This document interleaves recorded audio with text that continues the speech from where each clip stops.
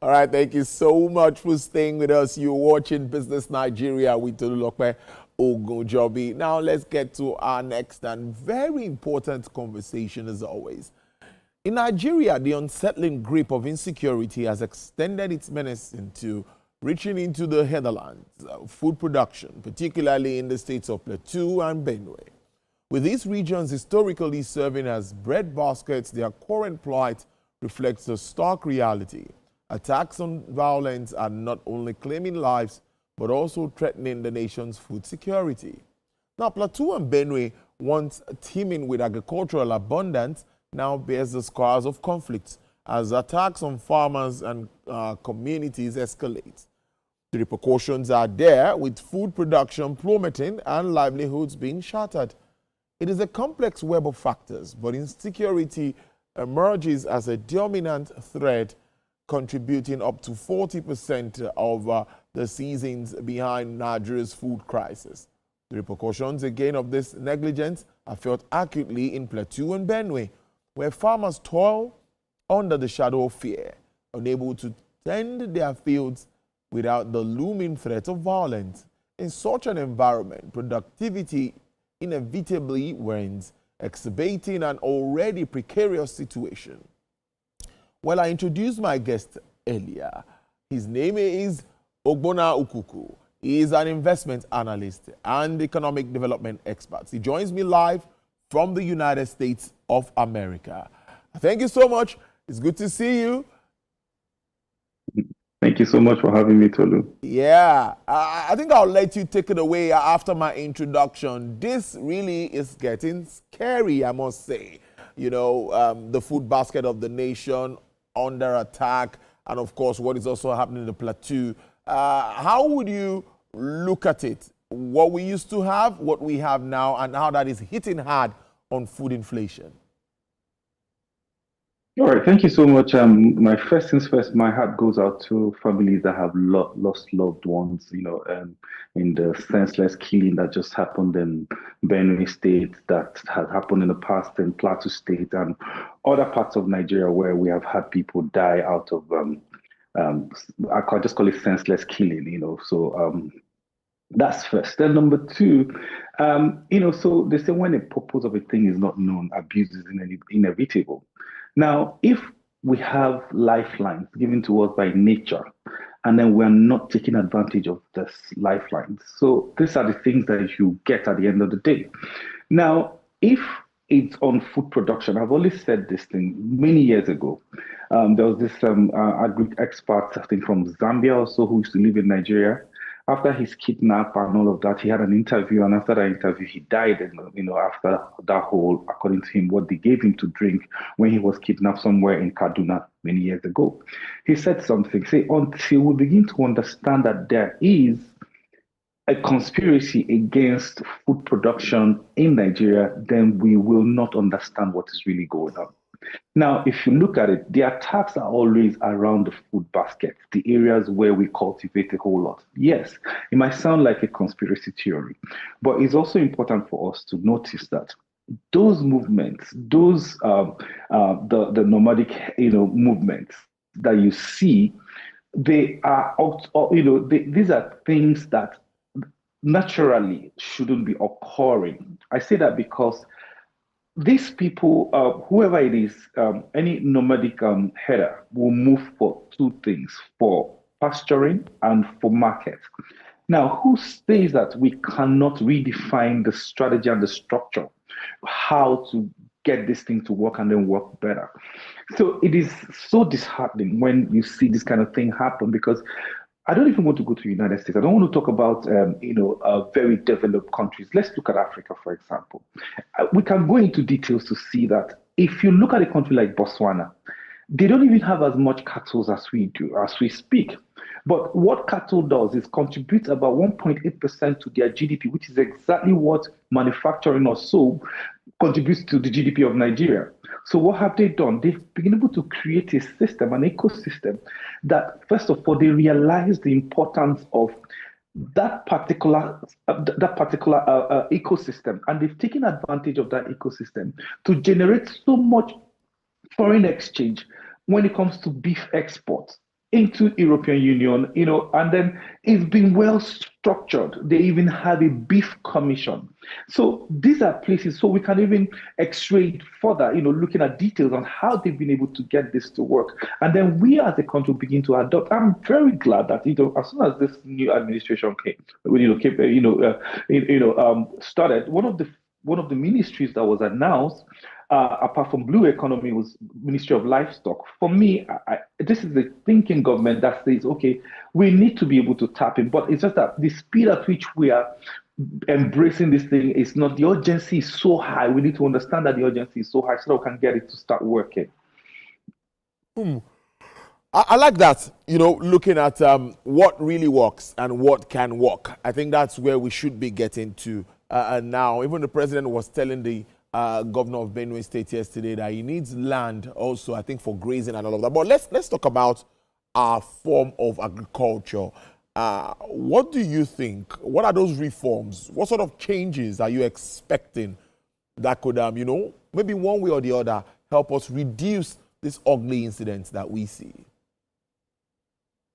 See, this whole header and farmer thing, clashes have always occurred. Even if you go back to Bible days, if you remember Isaac and Isaac's farmers and then the other farmers, had issues. So it's always been in existence because, like I said, they move for grazing, they move for pasturing, and then they also move for market. So there's always a clash because these other people exist where the climate is always better. And then climate change is also always chasing the other people to these other people's farms. So now what needs to work? So let me go back. Let me take you back to Botswana. See, this is so painful that even the cow leg, if you look at how much is cow leg sold in Nigeria, for example, cow leg is sold for about, maybe one cow leg will be sold for about maybe 25,000 naira. That's a full cow leg. In Botswana, 4 of those cow legs, the entire cow legs, is sold for 50 pula. So 50 pula, if you look at it, maybe give and take with the exchange rate as we speak now, maybe would be about 2,000 naira or so. So that's to tell you that they've made the real money from the beef itself. So let's look at what works. For example, you need to look at, first things first, you need to consider technology is very key. Now, every single cow in Botswana has a chip installed in it. And that chip, an RFID chip, and those things are not very expensive. Now, this chip, they are put there for many purposes. One of the purposes is for veterinary purposes. Now, every cow, because the cow must be exported, so it has to be healthy enough. So there has to be a record on each cow. Number 2, that chip will help you know if somebody's cow, so every cow has a name, for example, not has an owner, that's what it means. So every chip in it, if a cow misfunctions into somebody's farm, nobody needs to argue with you. The farmer does not even need to bother himself. All the farmer knows, as far as that particular cow goes into the butchery where it will be killed or dissected into beef for export or for the market, a tax will be paid on that cow. So that means that chip also serves for tax purposes. Then for compensation purposes, so if your cow entered into somebody's farm, from the dashboard within the beef commission, it will be seen that it is XYZ person's cow that entered somebody's farm. So as soon as you get to the butchery, as soon as they deduct the monies for taxes, they deduct monies for compensation. So the farmer sits down in his account, he receives money because somebody's cow entered his farm. So this is what I'm talking about. So you see the entire gamut of the entire ecosystem. So technology has helped us to check the health of the cow. It has also helped us for taxation. It has also helped us for compensation. So I don't need to fight as the owner of the farm because I know that the system would actually just pay me, my compensation because somebody's cow entered my farm. So all of this, so for security purposes is also very important. So if the cows are moving, so let's say, for example, what happened in Benue now, if they hid under somebody's cow to come and launch an attack in Benue. So the owner of those cows will, first of all, be the first person who will arrest and say, how come your cow was where they hid? Because the cow at 10005 entered Benue, entered that community. So how come your flock of cow was actually what these people worked with, to get in there? Because I mean, if they didn't have like something covering them, you wouldn't have. It would have been so easy for you to find them carrying their AK-47 if that is what it is. So it helps in security purposes. So what works is not rocket science. These are things that we will sit down, look at the things that we can do within ourselves. It is so painful that in a country like Nigeria, we spend over 1.5 billion US dollars to import dairy product. That's another ecosystem on its own. Because I mean, look at it. An average cow, the way it is in Nigeria now, if a cow treks from Manfe all the way to Nsukka, how can the cow lactate? Just tell me, how can a pregnant woman trek like that? Would the woman be normal? It won't be normal. So look at it. So it's even energy. It adds to energy cost. When I was living in UK during school days, we used to buy cow leg and then we'll cook the cow leg. For you to cook cow leg, it just takes you like 10 to 15 minutes. It's ready. You use it to prepare any meal. But in Nigeria, you have to apply potash. You have to put spoon inside. There's all kinds of technology we use to cook cow. Why? Because these cow are not properly kept. They trek from all kinds of places. Their muscles are so strong. So that's energy consumption I've just spoken to now. So there's so much that can be done. So it's something we need to sit down. Then the good thing is that we have a ministry. So the ministry has to know that there's so much on them to tackle. They need to bring in experts, those who understand the entire ecosystem, so that we'll begin to address some of these issues. It's getting more interesting. But you know something, Mr. Okuku, it's also like some of these lands too have mineral deposits. In some cases, some have argued that it's not just farm produce or just food produce on this ground. So what about that? What do you think should be done moving forward? Now, let's start to talk about solutions. Yes, you've identified some, obviously, in your submissions. But specifically, what do you think should be done? Do we have any quick wins to begin to address this? Because I know for free that moving on, this might affect food inflation. Now that we think inflation is tapering down. Now, this is the thing. I like the fact that when the president went to Benue, he told the people of Benue and told the governor, I will help you, right? So, I mean, every investment is domiciled in the state, that's how it functions. The federal government does not have, cannot do an investment in the air, so it has to be domiciled in the state, just like Nigeria, So the state government needs to have a robust plan, okay? Now we need to do away with sentiments, because this issue of sentiment, who says that a trade is only to a particular tribe? There's nobody that says that. So, for example, you see, spare parts, before they used to say, oh, it's only Igbo people that do spare parts. Of course, if you look around now, if you go to Ladipo market, you see a lot of Yoruba people doing spare parts. So no trade is tied to any zone or any tribe. No, everybody, okay, how many tribes do we have in Denmark where we import all the cheese and milk that we bring into Nigeria? How many tribes are there? Are there any tribes there? No, that's not the issue. So we need to actually think. Now, this thing, yes, will affect food inflation. But like I said, see, everybody there has to be a sit down. First things first, the top nationals need to understand what their role is. I feel very bad. I feel very disheartened when sub-national leaders sit down and sound very helpless. No, you need to be creative. So this land belongs to people. So if you need to do compensation, do compensation. Like I said, if an average person, a nomadic, moves with his or her livestock, and then he's moving towards you.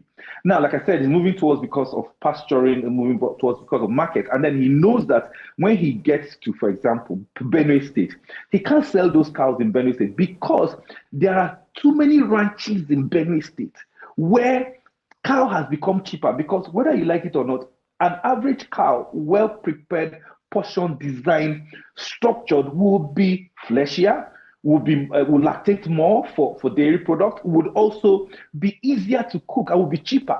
So forces of demand and supply. So he now knows he needs to go to another direction or redesign his strategy. So we need to. So one of the things I have noticed that what makes here, like when I say here, developed countries and and countries like in Africa, don't move fast in development. We expect people to do the right thing. No, the reason why here works, not like it's just simply because they make people do the right thing. So we need to learn how to make people do the right thing. So we don't need to preach to them to do the right thing. If you want to do, if you can't do the crime, don't. If you can't do the term, don't do the crime. So you stay away because if I flaunt this particular rule, this is exactly what's going to happen to me. So I don't need to beg, because even if you beg, the system does not understand sorry. So the system will first of all take you to jail before it will understand that you just said sorry. That's when you now have parole officers who take you around to make sure that you have good behavior. But whether you're going to jail, you must go to jail. So what am I trying to say in essence? We need to, the subnationals need to have a robust system where they will now design those things that will make pastorals or the nomadic people, for lack of a better word to use, to think out of the box, to now say we can't continue to do this thing the old traditional way. Because if I bring in my cow to Benue, I can't sell it, because the cows in Benue are cheaper, because Benue has designed a ranching system that works. Benue has designed a robust, an ecosystem in that livestock system. So it becomes easier. So I can't even walk into Benue because, for example, like I said, if we have RFID chip on each cow that is coming from Sokoto to Benue, of course I know that I have to be careful. I don't go into somebody's farm, because if I go into somebody's farm, the day I'm about to sell that my cow, I'm going to lose a lot of money. So everybody begins to think well. So this is where technology has helped a lot of people, and then we are just looking at it as if technology does not work. And this one does not need NEPA light. Is RFID chip with a dashboard somewhere in the Ministry of Livestock that has everybody's name on each cow. We have about 20 point something million cows in Nigeria, and we expect to have more. So, but with a proper database, it makes life a lot easier. Interesting conversation. Thanks so much for your submission there. Mr. Ogbonna Okuku is an investment analyst, economic development expert. He joined us from the United States of America. Thank you so much. We appreciate this. We understand the time zone and all of that, but we really do appreciate you joining this program. Stay safe. Hope to see you in Nigeria soon. Thank you so much, Olu. All right, then.